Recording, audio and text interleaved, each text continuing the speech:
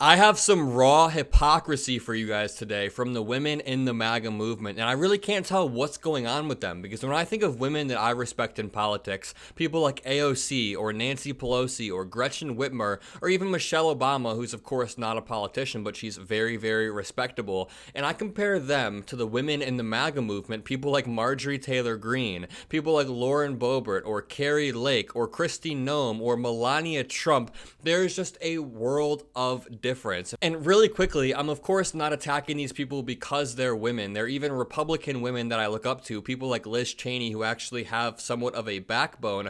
I'm attacking them because they'll do anything to be in Donald Trump's orbit. I mean, example A over here is Kristi Noem, who tweeted about 8 years back in October of 2016. She said, "No one should ever talk about a woman, another person for that matter, in the repulsive way that Donald Trump did, period." And this was following the Access Hollywood tapes. This was following Donald Trump's years of sexual assault allegations. This was even following Donald Trump saying in an interview that women should be punished if they get an abortion. But of course, Kristi Noem flip-flopped like that, like all MAGA people do, and she recently held a rally titled Women for Trump. I mean, the only thing that could explain this quick of a flip-flop is Kristi Noem not having any actual guiding principles other than what can get me closest to Donald Trump's orbit, because it seems like she understands that Donald Trump is a garbage human being. I mean, she said no one should ever talk about a woman, any other person for that matter, in the repulsive way that Donald Trump did,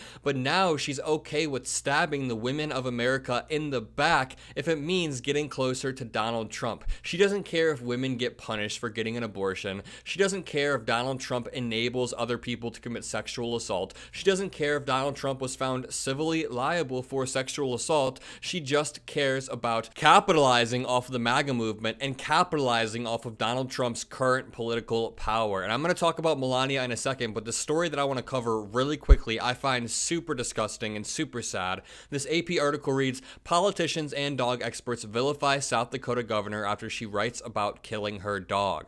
Politicians and dog experts are criticizing Kristi Noem after she wrote in a new book about killing a rambunctious puppy. Experts who worked with hunting dogs like Noem said she should have trained, not killed the pup, or found other options if the dog was out of control. I wasn't even going to touch this story because it actually makes me incredibly sad. I am a huge, huge dog person, but this just feeds into the broader narrative of some women in the MAGA movement just being very, very cold and quite off-putting. And speaking of people who are cold, I have a few stories about Melania Trump. This first one reads, "Jimmy Kimmel mocks Donald Trump's birthday message to Melania." So apparently Kimmel cut the footage of Donald Trump addressing reporters outside of the Manhattan criminal court on Friday. Donald Trump said, "I want to start by wishing my wife Melania a very happy birthday. Be nice to be with her, but I'm at a courthouse for a rigged trial." He then continued, "Yesterday was a big day, but I do have to begin by wishing Melania happy birthday." And in response to this clip, Kimmel quipped, "How sweet. You could also call her on the phone. How oblivious do you have to be to wish your wife a happy birthday outside of the courtroom where you're on trial for paying off a porn star, and paying off a porn star while cheating on Melania nevertheless." Kimmel joked that Melania spent the day at home in Florida quietly celebrating with her prenup, suggesting the trial can't be good for the Apprentice star's mood. This is probably why Melania has been trying to distance herself from the Donald Trump campaign. I mean, just recently she started to be more present. She held a pro-LGBTQ rally at Mar-a-Lago. Remember, I covered that in a separate video, and the MAGA fan base was pissed off. They were like, "How could you do this to us? How could you play into this wokeness," or whatever they like to call it.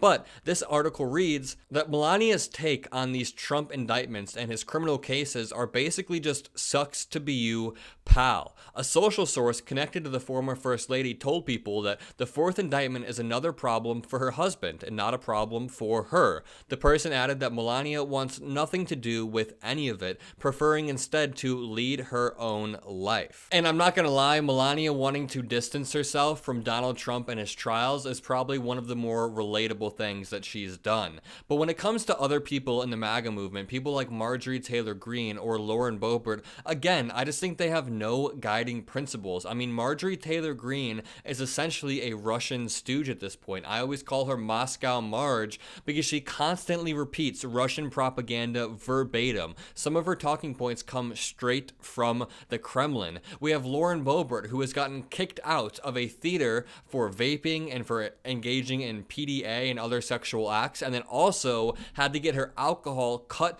off when she was at a Young Republicans fundraiser because she kept trying to take pictures with Donald Trump and she was drinking way too much. But there's something else that's weird that I've realized. It's that a lot of the women in the MAGA movement look exactly the same. I first noticed it at a Trump rally when I walked up to the media table to try to apply for a press pass, and all of the workers there were blonde women of various ages. Then my cameraman and I started looking around and we were like, how come every single woman that is working at this campaign event is blonde? I even have a video right here. You can see I'm talking to the people at the press table and it's all just blonde women. So I looked this up to see if anybody else has realized this, and there is an article from today at the Daily Beast, which may not be super credible, but it says the look-alike women in Donald Trump's orbit.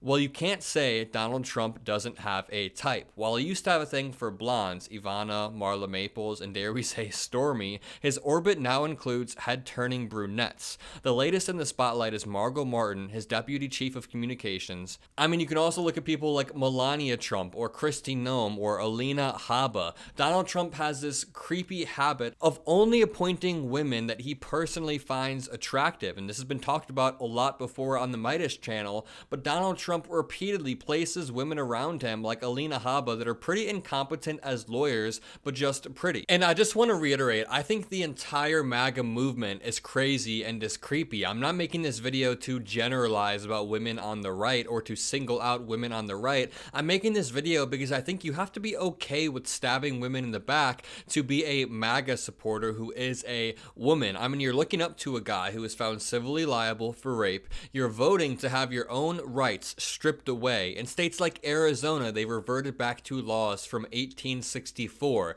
The fact that women could vote for that, or even the fact that men with daughters and with wives could vote for that, is incredibly, incredibly disgusting, and I have trouble wrapping my head around it. I mean, we have people on the far right like Nick Fuentes who had dinner with Donald Trump, who openly calls for turning America into countries like Afghanistan. He has openly said on his show he thinks women in America should be treated the same as they are treated under Taliban rule. I think one of the best parts about America is that we are a liberal country. We are a liberal democracy where everybody has the freedom to vote, the freedom to express themselves in any way, the freedom to dress how you want, to do what you want as long as you're not harming other people, and the right wants to strip those fundamental rights away. They don't want us to be a liberal country anymore.